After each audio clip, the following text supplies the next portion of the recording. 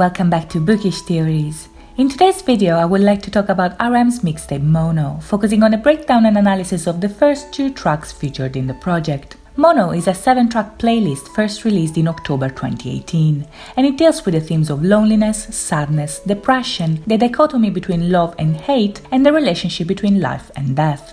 The themes of the mixtape are foreshadowed by the title itself, which is a word that may be read in different ways. In Greek, mono means one or alone, a word that is coherent with the melancholic vibe that is conveyed throughout the playlist. But when it comes to sound and music, the word mono is the opposite of stereo, meaning that the sound comes from a single frequency instead of multiple ones. This wordplay here is obviously intentional. Just by naming the mixtape Mono, RM is saying that the story he's leading us through is his own. He is the sole narrator and the only protagonist, and the songs reflect this by dealing with very personal and at times intimate aspects of his personality and experiences. The first track of Mono is Tokyo, a song that perfectly expresses the sense of intimacy I just mentioned.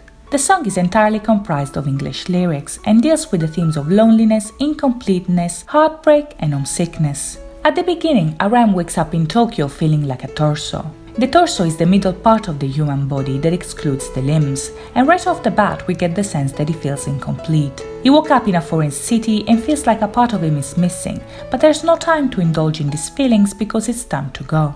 The following lyrics mention Pinocchio, the wooden puppet who comes to life. The reference to Pinocchio is very telling of his state of mind, and it also reinforces the imagery featured in Fake Love, which was released just a few months prior. In Fake Love, BTS told us that for love they erased themselves and turned into dolls, an ideal of perfection that is very far from the truth. And in Tokyo, RM feels like a doll, a puppet that doesn't have control over his life and is punished because of the lies he has told. What is interesting here is that in the original version of the story, written by Italian author Carlo Collodi, Pinocchio first appears as a log, a torso without head, arms or legs, something that scares the person who first finds it and is seen as beautiful only by Geppetto, the carpenter who will carve him into a boy. Pinocchio finds a family in Geppetto, a home, because he is the only one who sees the potential in him and gives him a chance.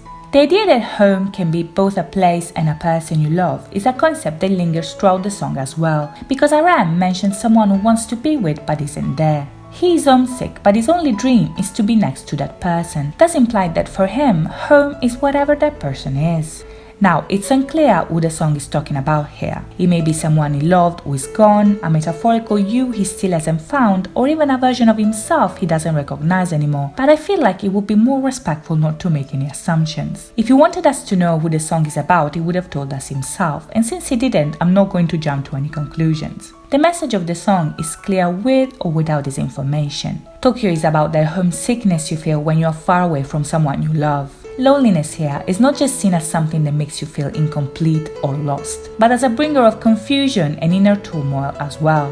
In the song, RM doesn't know whether he misses himself or the person's face. He's scared of the change tomorrow is going to bring. He thinks of life and death in abstract terms he struggles to define, and love and hate sound the same to him, which is something also mentioned in SEOUL, the second track of Mono. If Tokyo is about the loneliness and incompleteness you feel when you are far away from home, SEOUL is about RM's bittersweet feelings towards the city he currently lives in. The song is a love letter to SEOUL, and the sense of homesickness and foreignness of Tokyo is now counterposed by a feeling of familiarity and comfort when talking about his city. At the beginning, RM reminisces about his past and the place he grew up in, which is very different from SEOUL, but that now feels very far away. SEOUL is his place now, and the song continues with RM talking not only about the city, but to the city as well. SEOUL here is seen as a place with a soul, a pun that personifies the city into a living entity with a face and a mysterious nature. RM has a love-hate relationship with it, but he also loves to hate it because he became a part of it without even realizing it. By admitting to this sense of belonging, RM here is kinda using the negative aspects of SEOUL as a mirror that reflects the negative aspects of himself. In the song, he says that he is afraid of himself because he has become a part of SEOUL, and this makes sense because the city is also the place where he works and spends his life as an idol. SEOUL embodies the struggles of his adult life and his job, which also have good sides and bad sides he cannot do anything but accept. In the song, Aram takes on the role of a spectator that passively observes his surroundings. Seoul lives and he sees it, and much like what happened in Tokyo, there's an underlying feeling of change that he cannot stop from happening. This is evident from the third verse, when he says that when he is on a bus, he sees the landscape changing while he is sitting still. In the song, the ever-changing nature of Seoul, with its good sides and bad sides, may be seen as a metaphor for life itself, which is an idea that will be further developed in Everything Goes. Seoul is his home, is fast and crowded, and even if Aram is a little bit late, he keeps up with it even if sometimes it's too much. The love-hate relationship between Aram and Seoul is also expressed through a series of wordplays in the second half of the song. The word Seoul can be read as so, but when he proclaims his love and hate for the city, it can also sound like so, thus reinforcing his feelings. The same thing happens at the end with the words living and living. Living in Seoul implies experiencing the city in all its aspects, appreciating and loving it all the way. But leaving Seoul represents the desire to escape the negative sides of the city that overwhelm him. If we look at this wordplay, love and hate really become the same word. They are interchangeable because even if they are opposites, they originate from the same strong feelings.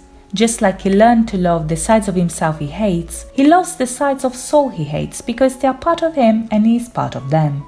If we see Aram as a microcosm, Seoul is the microcosm he's shaped his identity through. They are mirror images of one another and connected because of that. So that's it for me today. I hope you guys enjoyed this video, and if you did, don't forget to subscribe for other content. Part 2 is coming very soon. Thank you so much for watching. I'll see you next time. Bye bye!